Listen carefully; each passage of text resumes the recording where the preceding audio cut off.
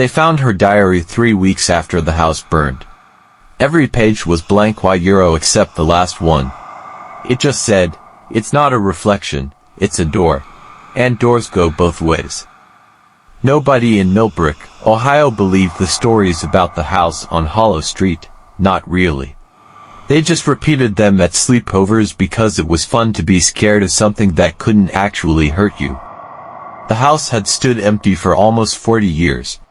Paint peeling like dead skin, windows dark, even in daylight. Locals said a family had lived there once the Ashfords and that the daughter, a girl around 17, had vanished one night without a trace. No body. No note. Just an open window and a mirror that someone swore was still warm to the touch the next morning. Riley Chen had heard the story 100 times. She didn't believe it, not the ghost part, anyway. But she believed in content and we spent the night in Millbrook's most haunted house was exactly the kind of video that got her channel noticed. "You're actually going through with this," said Jenna, tightening her jacket against the wind. "It's one night," Riley said, checking her camera battery, in and out. "We'll have footage, you'll have bragging rights, and Tyler can stop pretending he's not scared." "I'm not scared," Tyler said, a little too fast. "I just think some houses want to be left alone." Riley laughed it off. She didn't know yet that Tyler was right. They parked 2 blocks away the driveway had collapsed years ago and walked the rest in silence, flashlights carving thin white tunnels through the dark. Thunder rolled somewhere far off, low and patient, like something that knew it had time. The front door wasn't locked. It didn't need to be. Something about the house made people not want to try the handle. Riley pushed it open anyway. The air inside was heavier than it should have been thick, cold, and completely still, like the house was holding its breath. Dust covered everything in a fine gray blanket, undisturbed for decades. A grandfather clock stood frozen at 3:17. Riley swept her camera across the room, narrating for the video, keeping her voice light even as the hair on her arms stood up. "Guys, this place is untouched, like nobody's been in here since €." A loud bang echoed from directly above them. All 3 froze. Tyler's flashlight beam shook. "Rats," Jenna said, though her voice cracked on the word. "It's rats, old houses settle." "That didn't sound like settling," Tyler muttered. Riley steadied her camera and started for the stairs. "Then let's go find the rats." The staircase groaned under their weight, each step sounding like it was deciding whether to hold. Halfway up, Riley's flashlight flickered once, twice then steadied. She told herself it was just old batteries. She didn't fully believe it. At the top of the stairs, a narrow hallway stretched into darkness, doors on either side, all closed except one. Cold air poured from that open doorway like water from a tap. Jenna grabbed Riley's sleeve. "Do you feel that? It's like walking into a freezer." They stepped inside. It was an attic bedroom a child's room once, judging by the faded floral wallpaper and the small, rotted bed frame in the corner. But what caught Riley's attention wasn't the bed. It was the mirror. Tall, oval, framed in tarnished silver, standing upright against the far wall as though someone had simply forgotten to move it in 40 years. Somehow, despite everything else in the house being coated in dust, the glass was completely clean. "That's not right," Riley whispered, walking toward it. Her own reflection looked back at her, almost normal. Almost. Riley leaned closer, camera still rolling. In the glass, her reflection was a half-second slow lagging just slightly behind her real movements, like the image hadn't quite caught up to her yet. "Tyler, come look at this." But before he could reach her, the reflection stopped moving altogether. Riley's real body kept breathing, kept standing there but the girl in the mirror stood perfectly still, staring back with an expression Riley hadn't made. Then, slowly, the reflection smiled. Riley didn't. She stumbled back with a gasp, camera nearly slipping from her hands. "Did you see that? Tell me you saw that." "Saw what?" Jenna asked, glancing between Riley and the empty looking glass. "Riley, it's just a mirror." But when Riley looked again, her reflection matched her perfectly Euro, as if nothing had happened at all. That's when the whispering started. It wasn't loud. It came from everywhere and nowhere, layered like dozens of voices overlapping, all saying something just below the edge of understanding. The single working light bulb in the hallway flickered violently, then went out completely, plunging them into flashlight-only darkness. "Okay," Tyler said, voice shaking. "Okay, I think we should go." "Agreed," Riley said, backing away from the mirror, "right now."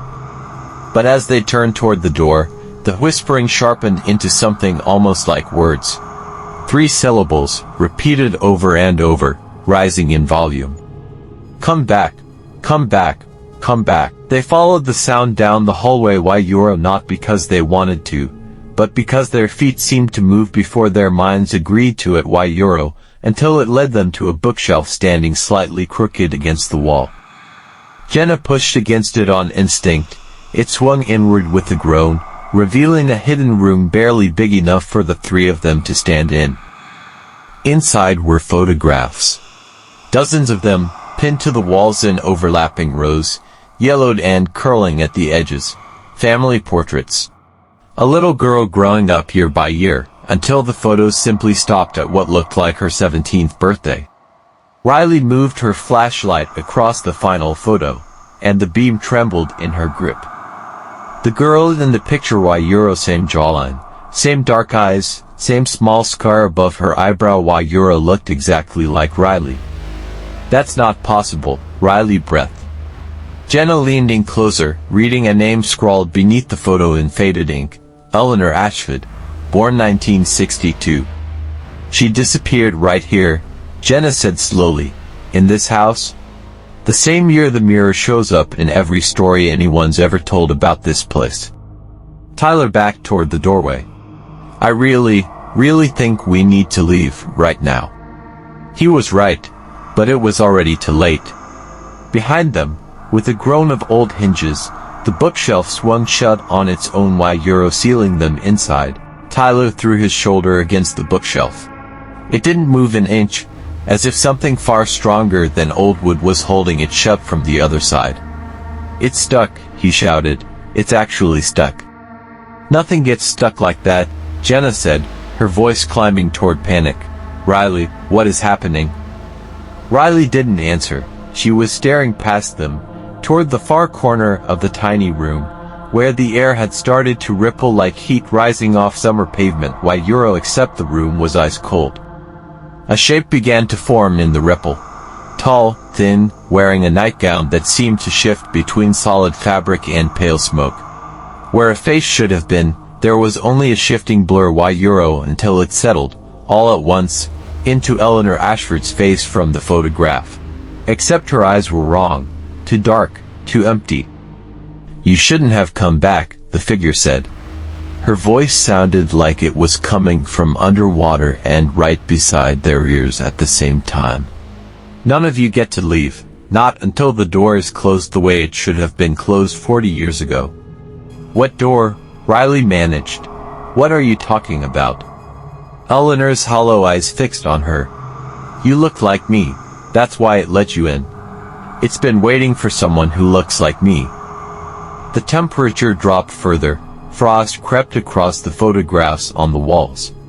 Jenna sobbed quietly, pressed against Tyler, both of them frozen in place. Riley's mind raced back to the diary line she hadn't read yet Euro, the one she wouldn't find until weeks later. "It's not a reflection. It's a door." "The mirror," Riley whispered. "She's not trapped in the house. She's trapped in the mirror." "If we close the door," Riley said, thinking out loud, terror sharpening into focus, "she can't use it anymore." "That's what she wants us to do Euro," she said it herself. "Close the door the right way." "You want to go back to the mirror," Tyler said. "Are you insane?" "I want to go home," Riley said. "This is the only way." Eleanor's ghost let out a sound that wasn't quite a scream and wasn't quite a word while Euro and the bookshelf behind them wrenched open on its own, as if something wanted them to move. They ran. Back down the frozen hallway, back into the attic bedroom, where the mirror stood waiting exactly as they'd left it while Euro, except now the glass was black, swirling like ink in water, Riley's reflection nowhere inside it at all. Now, Riley grabbed the old bed frame and swung it into the glass with everything she had. The mirror didn't just crack, it screamed while Euro, a sound that came from inside the glass itself, high and furious and impossibly loud, shaking dust from the rafters as the whole house groaned around them like something dying. Then, silence. Complete, total silence. The whispering was gone, the cold was gone. Down the hall, the grandfather clock started ticking again, as if 40 years of frozen time had finally been allowed to move forward. They ran from that house and didn't stop until they reached the car. Riley posted the footage 2 days later. It got 4 million views in a week. In the comments, hundreds of people said the same thing, that for one frame, right as the mirror shattered, you could see a second reflection standing behind Riley in the glass.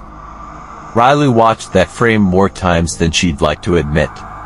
She still doesn't have a mirror in her house. If you ever hear a house whisper, come back while Euro don't. Some doors were never meant to be reopened. Some reflections were never meant to move on their own. And some stories don't end when the camera stops rolling.